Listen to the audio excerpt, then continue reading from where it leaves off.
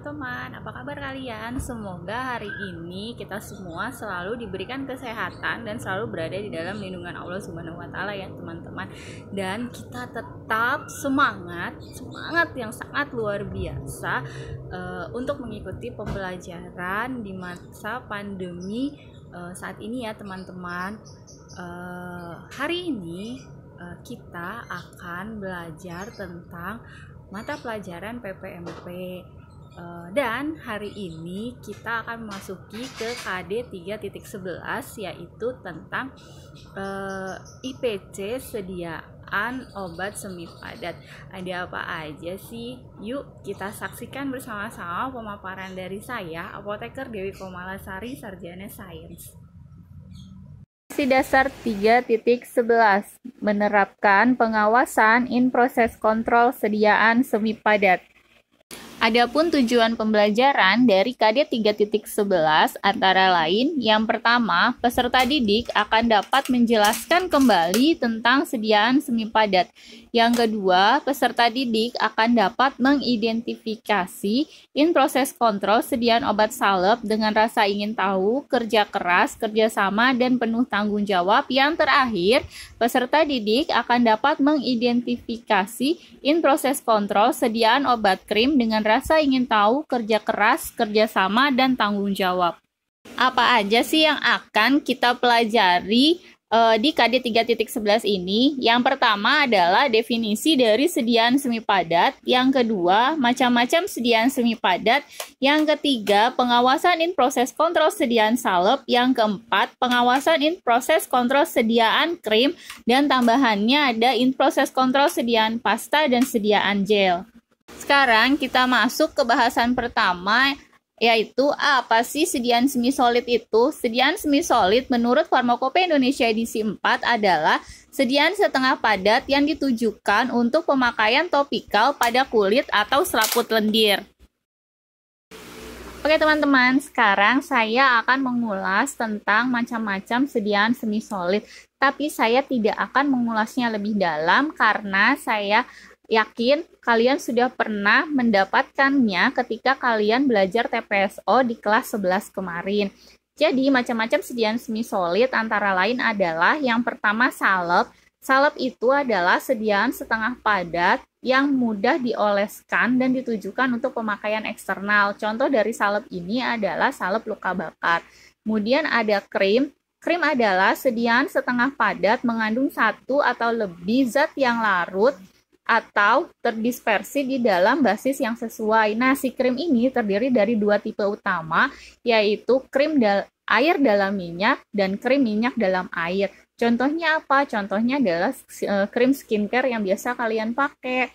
Kemudian ada gel. Nah, gel ini bentuknya bening loh teman-teman. Pengertiannya adalah sediaan semi padat yang terdiri dari suspensi yang terbuat dari partikel anorganik kecil atau molekul organik besar yang terpenetrasi oleh suatu cairan. Contohnya itu ada gel yang biasa digunakan untuk pengobatan luka memar. Kemudian yang keempat itu ada pasta. Pasta adalah sediaan semi padat mengandung satu atau lebih bahan obat ditujukan untuk pemakaian topikal. Contohnya ada pasta gigi ya.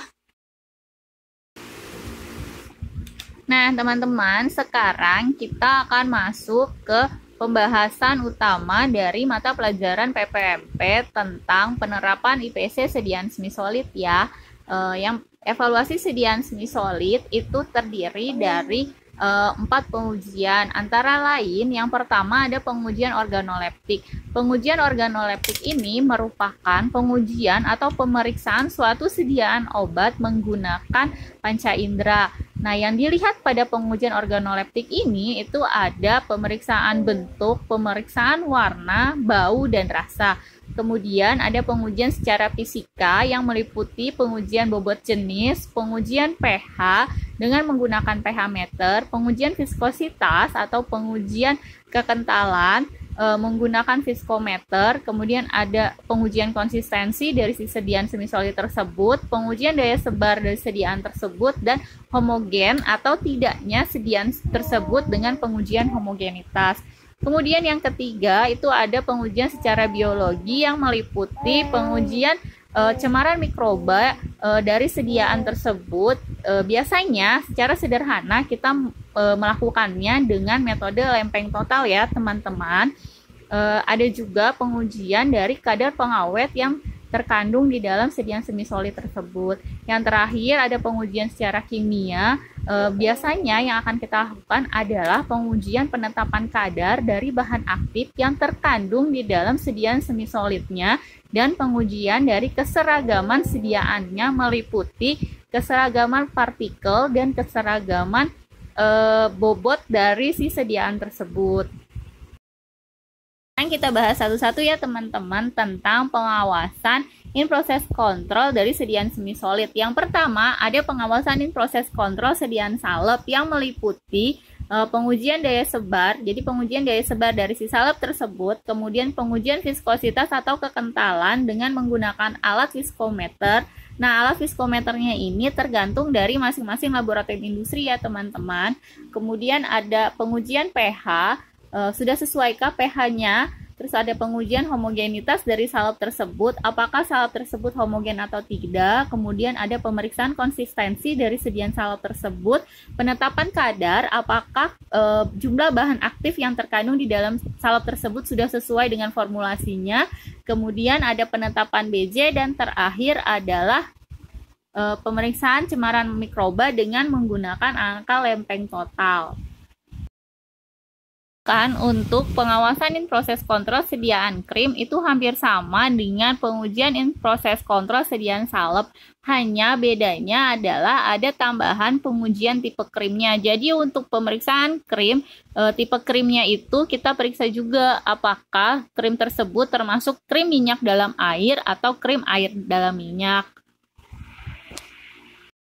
Untuk pengawasan in process control sediaan gel sama seperti pengawasan in process control sediaan semisolid lainnya, meliputi pemeriksaan daya sebar, pemeriksaan viskositas, homogenitas, pemeriksaan pH, konsistensi dari gel tersebut, penetapan kadar, penetapan bobot jenis, dan penetapan cemaran mikroba.